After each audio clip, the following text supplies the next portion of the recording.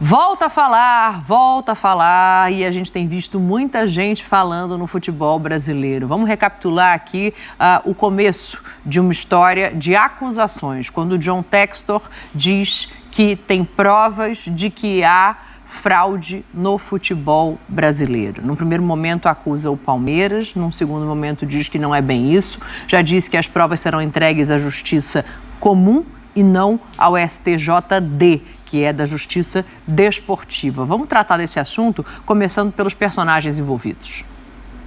I was given a recording by an official connected with CBF.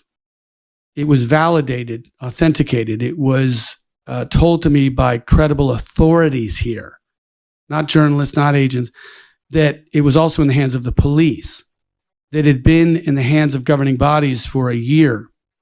And it was a lower division. And it is a tape of a referee talking about he was upset that he lost money because the game he was trying to fix did not go the way he was trying to influence. He was specific.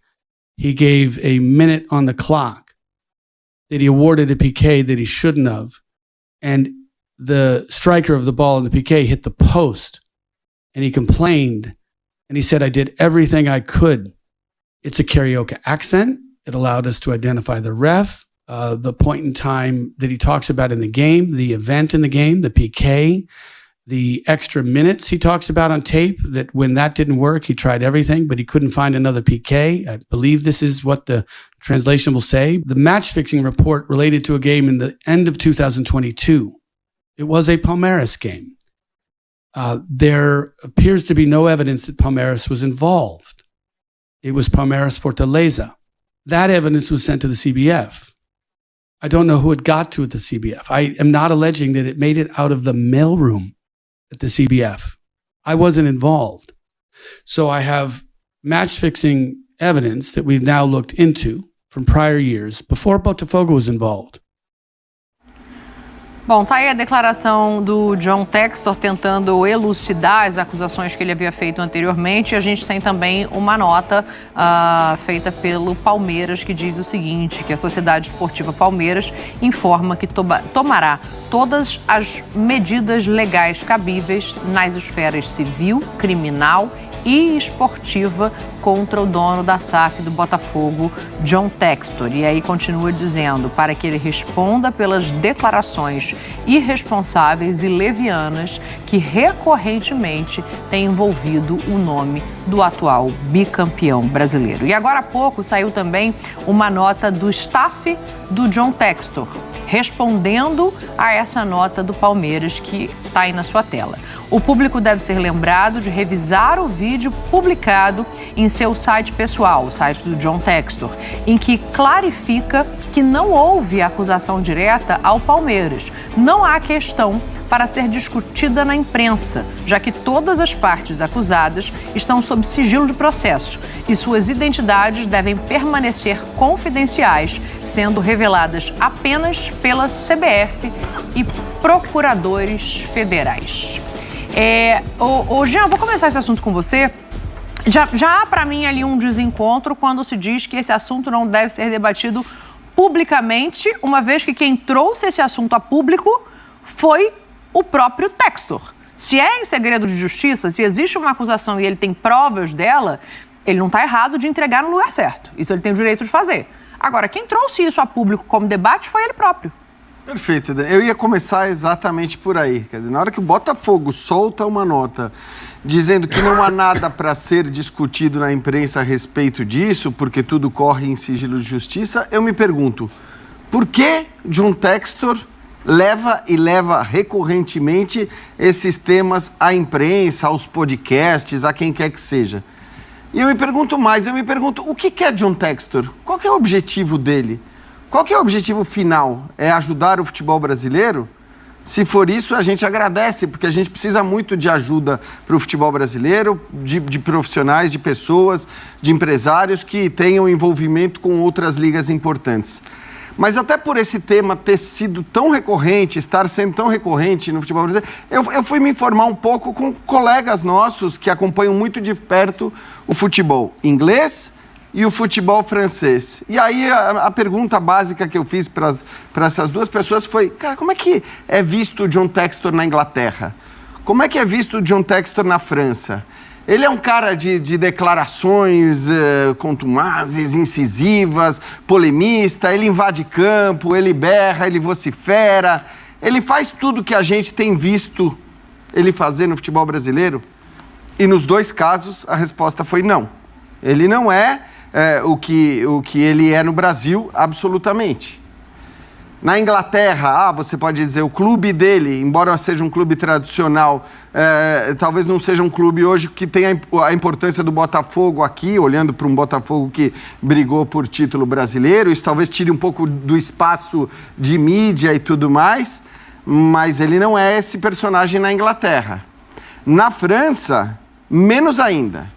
Na França, ele chegou ali já tomando uma punição, né, na sua chegada em relação à contratação de jogadores do Lyon, porque tinha, enfim, eu não vou entrar em questões técnicas, mas os números apresentados ali numa explicação sobre o dinheiro que o Lyon teria para contratação não convenceu a Liga Francesa e ele teve que, enfim, teve essa punição de não poder contratar até um certo limite e tudo mais.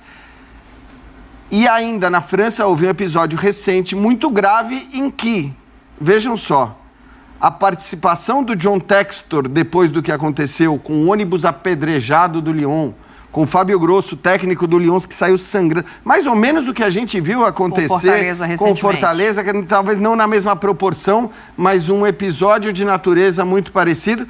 O que se falou sobre a participação do John Textor, ou as declarações do John Textor a respeito desse caso, é que ele talvez tenha sido muito ameno. Ele não demonstrou uma revolta como se imaginava que ele fosse demonstrar, que ele não disse que em nenhum momento passou pela cabeça dele que o Lyon não jogaria aquela partida seguinte, enquanto a imprensa toda francesa discutia essa possibilidade, será que tem que jogar, será que não tem que jogar? Mais ou menos o que aconteceu com Fortaleza. E a visão geral da imprensa francesa foi que o John Textor teve um discurso muito low profile, muito baixo, muito ameno. E aí eu me pergunto, como a personalidade, eu estou falando da personalidade, pode ser tão diferente lá e cá? E eu tenho uma suposição, não é uma resposta, porque eu não sou dono da verdade, mas a suposição é que assim, o ambiente faz o dirigente. E o John Textor tem sido, desde que chegou, infelizmente, porque a gente...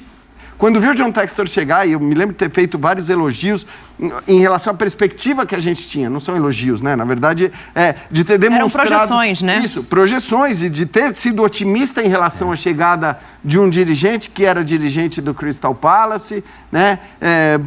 Com o modelo da SAF, que a gente acha que é um modelo que tem muito a acrescentar ao futebol brasileiro, e de repente a gente vê o John Textor se portando como um dirigente dos anos 80.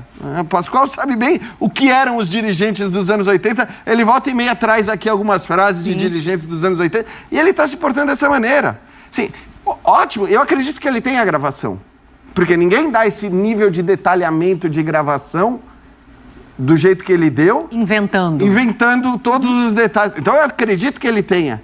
O que eu discuto muito é a postura dele, é a maneira como ele expõe essas coisas, é a maneira como às vezes ele coloca um verniz, porque aquela consultoria ou aquela empresa que ele contratou para fazer um relatório, e você vai ver pontos do relatório com lances absolutamente discutíveis, que ele dizia, não, aqui tiraram 3 pontos do Botafogo, aqui tiraram 2 pontos do Botafogo. Cara, é aquilo que o torcedor faz.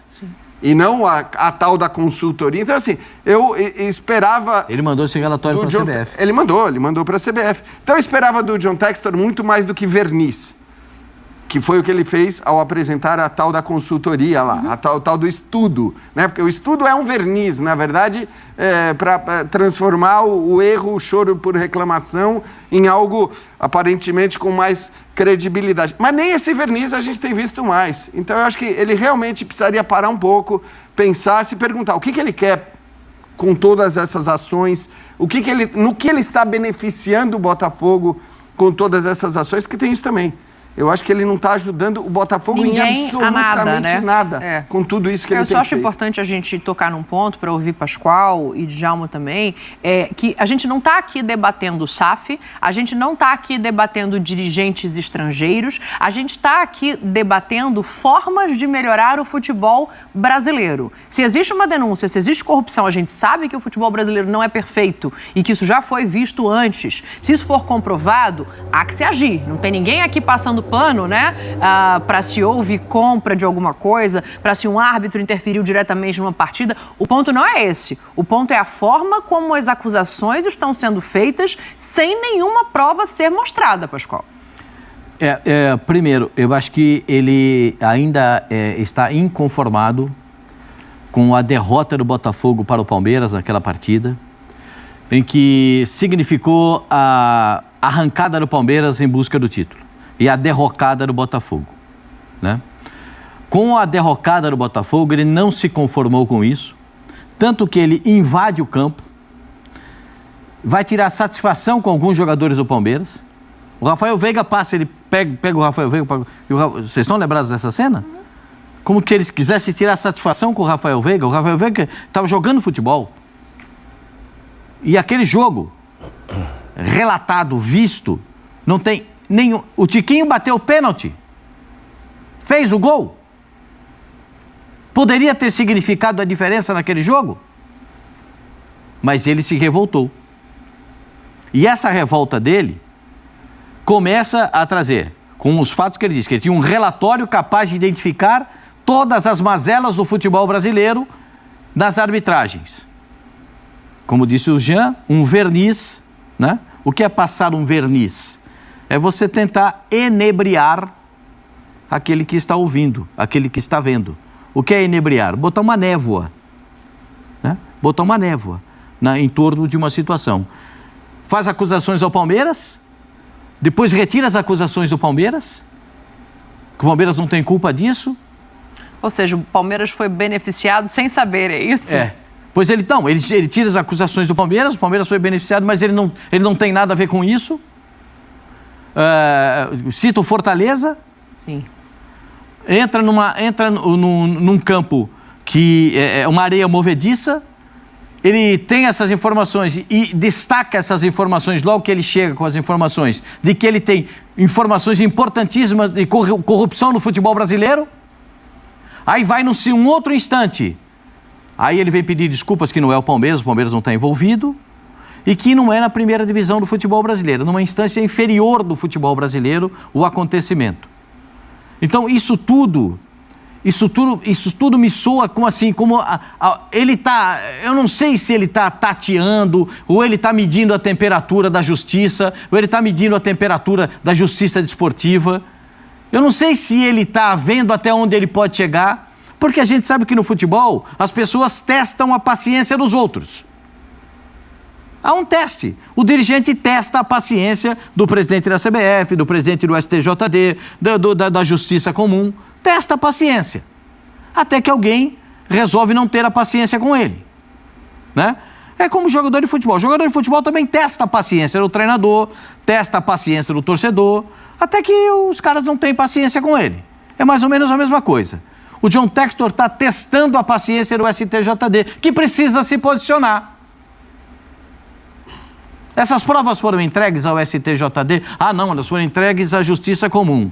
Agora está na Justiça Federal. Tomara que alguém consiga. O ano passado, o ano retrasado, teve o problema das casas, as casas de apostas não tinham problema nenhum, dos apostadores, né? Que corrompiam os jogadores para ter lances e algumas situações dentro do futebol. Alguns estão punidos, continuam punidos. Outros não foram tão atingidos assim. Então, se é mais um... eu posso lembrar alguns... Nossa, eu tenho tanta coisa para lembrar de casos de arbitragem no futebol. Lembra do caso do 1-0-0 do Dua Lipe? Vocês estão lembrados disso? Né? Falando com o Petralha, né? Então, mas é por isso que eu falando a respeito... Não pode fechar os olhos para se houver, de fato, uma denúncia comprovada, né? Se tiver comprovação, ajuda demais. Isso. Ajuda demais.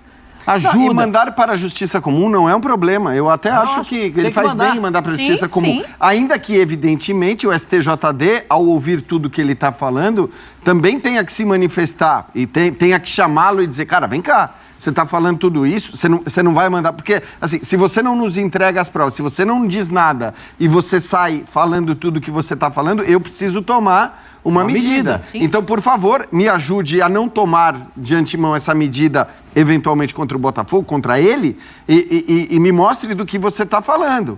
O problema não é, assim, o problema é ele falar. O problema é tudo que ele tem falado o tempo todo. E aí a gente mistura um monte de coisas. Esse próprio trecho que a gente viu, eu imagino que ele esteja falando de duas coisas diferentes, porque até agora não consegui entender. Eu vi sempre com essa edição, infelizmente, porque ele fala, não é da primeira divisão, não estamos falando de divisão principal.